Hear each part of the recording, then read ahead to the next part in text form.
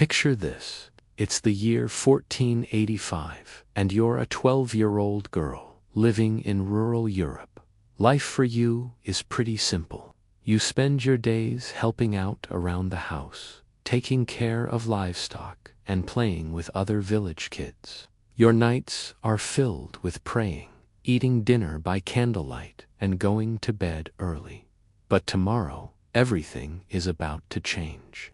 Your mother calls you into her room and breaks some life-changing news. Next month, you will be married. To whom? A man named Reginald III. I mean, think about it. She's probably only 12 or 13 years old, if not younger, and she's about to be married to a man twice, or even thrice her age. And it's not like she can say no or stop him. This wasn't a fairy tale. This was medieval Europe. The bride's mother also had a lot at stake. See, in the Middle Ages, a woman's virginity was her most prized possession, and she wouldn't give it away easily. Yep, you heard that right. The whole family would barge into the bedroom to make sure that the bride was doing her job correctly. In some cases, the bride's family would even participate in the wedding night festivities themselves. For the elite, it was all about making a grand entrance. It was likely a mix of roasted meat, fresh fruit, and sweet treats like cake. The menu might have been simple, but it was a celebration, so everyone ate heartily. Brides wore elaborate gowns and veils, while grooms donned their finest suits and jewelry. Would you be able to handle the lack of privacy, the bizarre traditions, and the constant pressure to conform? Let us know in the comments below. And don't forget to like and subscribe for more historical tales. Until next time, keep learning. But for the commoners, things were a bit different. They didn't have the money for fancy clothes, so they wore their best everyday outfits. It was a lot less glamorous, but hey, at least they were comfortable.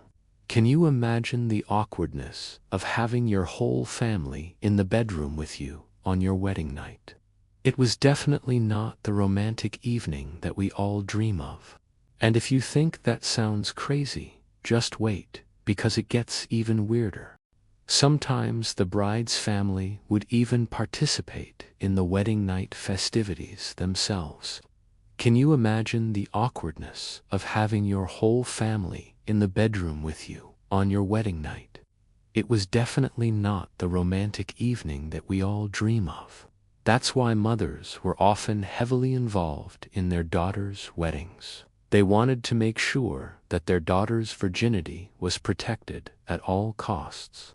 On the wedding night, the mother would stay up late, waiting to hear the results of the bridal exam. If her daughter was deemed impure, she would lose face in the community, and her reputation would be ruined. It was a lot of pressure to put on a young girl, but it was just the way things were done in medieval times. And here, the bride's virginity was a prized possession, one that her family had carefully guarded until it was time to give it away. Yep, you heard that right. The mother would personally inspect her daughter's virginity to make sure it was still intact. Talk about an intimate family affair. And if that wasn't weird enough, sometimes the mother would also be present during the consummation of the marriage. I know it sounds crazy, but it was true. Back then, it was believed that a mother should be involved in every aspect of her daughter's life, especially when it came to sex. It was a way to ensure that her daughter was doing things correctly and producing heirs. So if you thought your mom was overprotective now, just imagine her sticking around on your wedding night. Yeah, it was a different time. If she wasn't a virgin when she got married, her value in society would plummet and she'd be considered damaged goods. That's why on her wedding night, the bride would undergo a ritual known as the bridal exam. Basically, her virginity would be inspected to make sure she was still pure.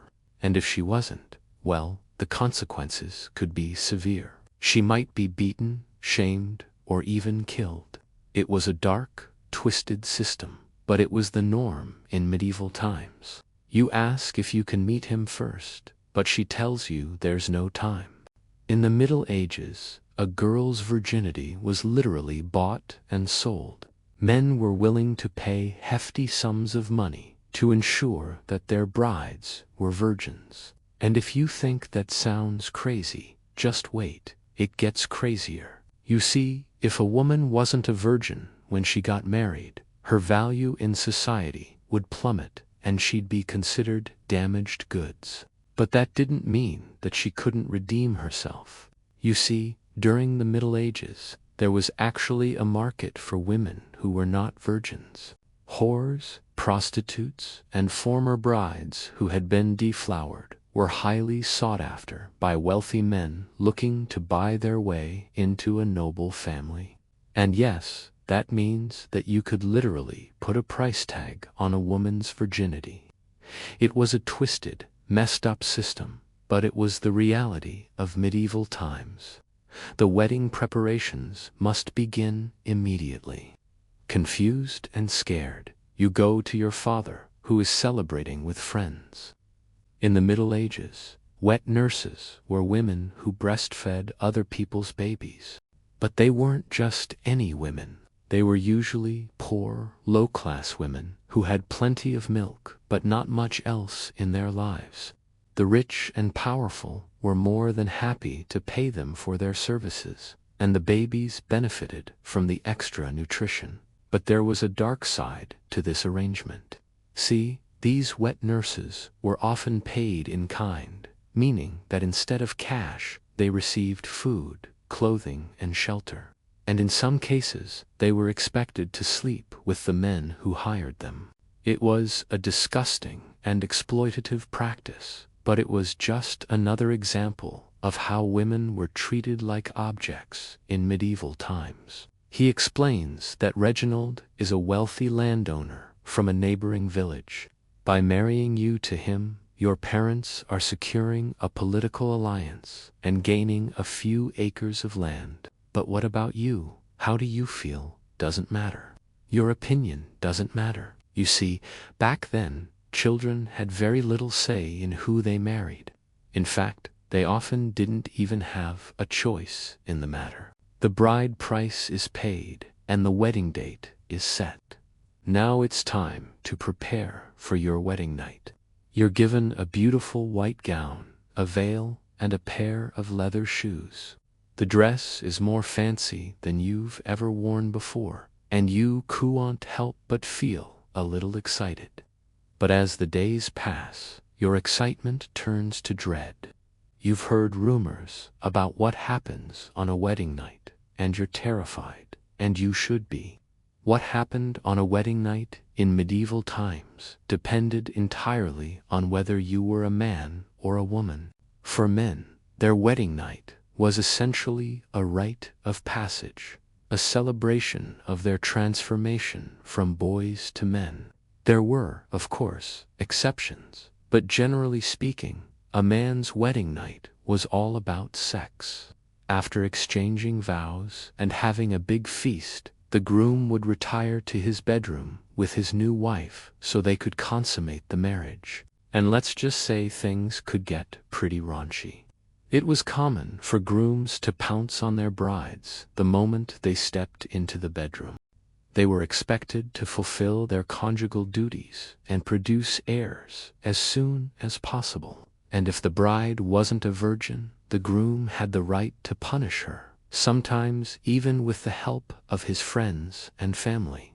I know it sounds crazy, but this was the reality of medieval marriage. As for the bride, well, her wedding night was often a nightmare.